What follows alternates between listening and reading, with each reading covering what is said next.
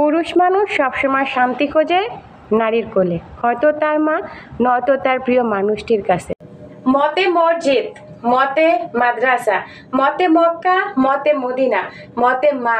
মা হলো সব থেকে আপন মানুষ, তাই মাকে কেউ কষ্ট দিও না।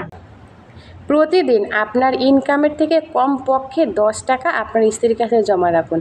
বিশ্বাস করুন, বিপদের দিনে আপনার স্ত্রীর এই জমানো টাকাগুলোই আপনার কাজে লাগবে।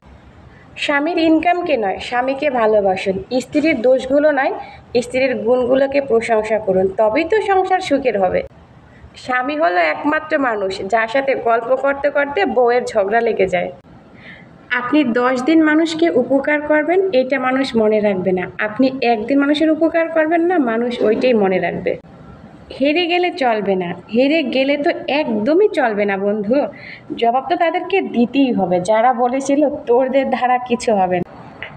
আপনি এখন যেমন আছেন তা হলো আপনার অতীতের কর্মফল, কিন্তু আপনি ভবিষ্যতে কেমন থাকবেন তা হলো আপনার বর্তমানে কি করতেছেন তার কর্মফল। তাই বর্তমানকে সুন্দর করুন। আপনার শেষ জীবনটা কেমন কাটবে তা আপনার অর্থ সম্পদের উপর ডিপেন্ড করে না, সেটা ডিপেন্ড করে আপনার ছেলে সন্তানকে আপনি কি শিক্ষা দিচ্ছেন, কি বিষয়ে মানুষ করছেন তার উপরে ডিপেন্ড করে। তাই ছেলে সন্তানকে সঠিকভাবে মানুষ করুন। মানুষ তো তখনই সফল হয় যখন সে পৃথিবী নয়, নিজেকে বদলাতে শুরু করে। সত্যের পক্ষে যদি না দাঁড়াতে পারেন, অন্তত মিথ্যার পক্ষে তালি বাজাবেন না।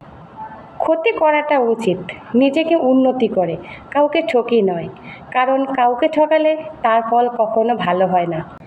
একদিন আপনাকে নিজেকে নিয়েই গর্ব করতে ইচ্ছা করবে, যেদিন আপনি নিজেকে সুন্দর একটি জায়গা দাঁড় করাতে পারবেন।